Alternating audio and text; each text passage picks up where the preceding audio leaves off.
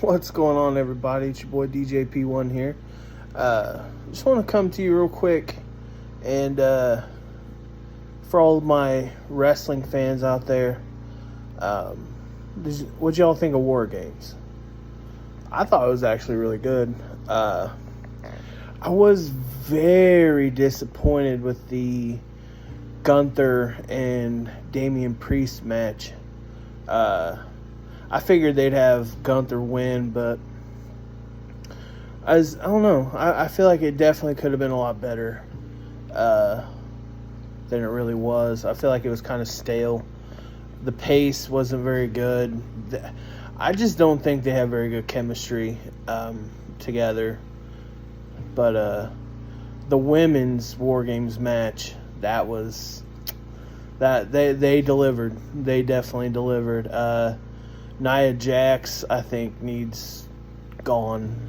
She is just horrible.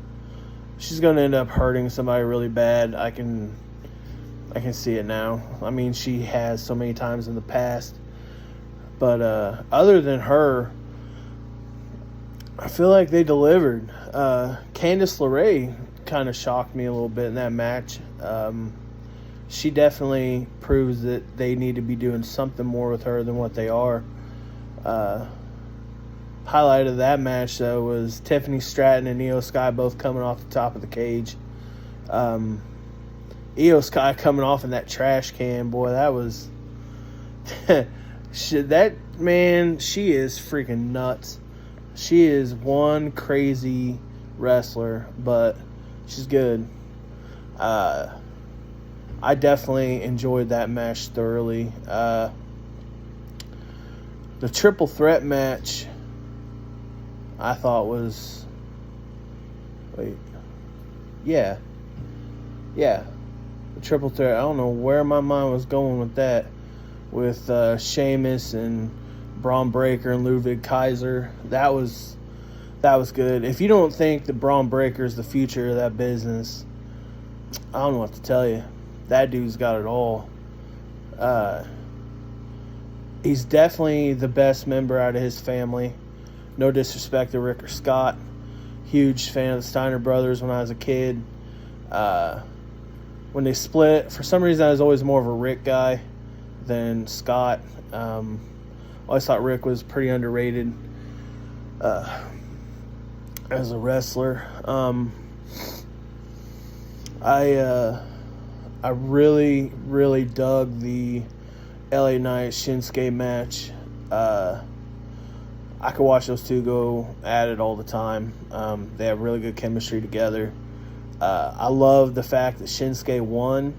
I'm digging the heel gimmick, the quote-unquote 80s Japanese villain type role. I definitely think that's pretty sweet. I was definitely a fan of that match, and I was glad to see him win. Sorry. I'm a big LA Knight guy. You know, who isn't that watches wrestling? But I like the fact that Shinsuke's back. They're giving him a heel run, and let's see what he can do. I would like to see LA Knight get more towards the title picture, but I don't know about that. We'll see what they want to do. And then you got the final War Games match, OG Bloodline and CM Punk versus New Bloodline. That match, oh my gosh. Oh, and Bronson Reed. Speaking of Bronson Reed, him coming off the top of that cage. Holy cow. That's a big dude to be coming off the top that high. But, oh, wow, what a match. It was so good. I'm anxious to see where they take this Roman Reigns CM Punk thing now with Raw and Punk and Rollins going at it, and then Drew McIntyre coming back, which that's a whole nother thing. That was, wow, such a good match. I'm excited to see where they go with this. My thought is Roman wins the Rumble. All right. he gets his automatic match at WrestleMania for winning the Rumble. Cody keeps the championship going into WrestleMania. So you're building for Roman Cody 3 because you have to have the rubber match. Cody won last year, Roman the year before. You got to have the rubber match. I see Roman eliminating Punk from the Rumble. Then Punk trying to go through the Elimination Chamber, losing in the Elimination Chamber, and then calling in his favor to Paul Heyman that puts him in the championship match in the main event, which he's never had, at WrestleMania. I could be wrong. That's where I think they should go with it. And then I think that the winner of the Elimination Chamber needs to be John Cena. And John Cena goes to WrestleMania to break Ric Flair's record and beat Gunther for the World Heavyweight title. And then have John Cena lose it not long later because he can't do a run right now because he's past his part of his career. So I would just like to see I would just like to see John Cena break Ric Flair's record. I was adamant for so long for him not to, but the more time goes, the more respect that I have for John Cena. And I feel like he should do that because he's made a lot of people and he's had a lot of big matches, big rivalries, and I think he should be the one to break Ric's record. Sorry, the oxygen, and it's hard for me to breathe, so it makes me have to yawn a lot. But yeah, so that's where I think they should go with that. Now, where Drew McIntyre comes in, I don't know what they're planning on doing with him. I'm glad he's back.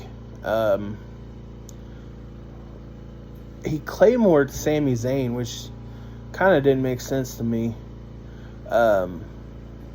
But I could also see them going another route and building towards a CM Punk, AJ Lee versus Becky Lynch and Seth Rollins feud, which I think would be stupid and a waste. But it also could be good. So, like, I don't know. I'm kind of on the fence about that. I feel like CM Punk definitely at least deserves a main event spot at WrestleMania. But yeah, so let me know what you guys think, my wrestling fans. I'm trying to get my subscribers up, trying to get to 500, so give me a like, follow, and a share. It's greatly appreciated. Trying to start a channel here and, kind of start a new avenue of my life. So I'm going to try and do a weekly WWE talk. I don't really pay attention to AEW. I used to be a big AEW guy, and then they just kind of fell off. It's just gotten so redundant, and there's no storylines really. Like, okay, cool, you can have cool matches, but even then the matches are just people flipping and flopping, and there's not much wrestling that goes on into it anymore. And I was a massive fan of it when it first started and was all, gung-ho about it. Like, yeah, great, we got some real competition, and not even really competition, just kind of like a legit second option like it used to be back in the day, back when WCW was around, or even back in, from like 2006 to 2010 when TNA was actually something before Hulk Hogan came in and him and Bischoff ruined it. Got my Yellowstone hat going on. But yeah, I don't know. We'll see what happens with them. Hopefully they can turn it around. I doubt it. I was just listening to Eric Bischoff earlier today talking about how there's nothing AEW can do to turn it around. And if anyone knows about a failing company, it'd be Eric Bischoff. No, that whole ordeal was not his fault. I feel like he could have done something right with TNA had they really given him a shot, and had he left Hogan out of it. No disrespect to Hogan, but he's almost like a cancer in wrestling anymore. But I'm going to try to keep up on AEW and TNA and what else is going on. But I'm definitely going to do a weekly WWE talk, and hopefully I'll get you guys to watch and get some more viewers and some more follows, and we'll get this thing growing, and who knows, let's see what we can do. Let me know what else you guys would like to talk about or want me to cover. I like movies and music and TV shows and Yellowstone. But I can't watch the new season, so no spoilers, please. I have to wait till it streams on Peacock. But yeah, it's not cool. Like, I wish I could watch it, but life happens. Yeah, so do me a favor, hit the like, hit the follow, hit the share button. Let's get this wrestling talk going, and I'll have to come up with a cool name for my wrestling talk. That way I have a cool little moniker like everybody else, kind of be one of the cool kids.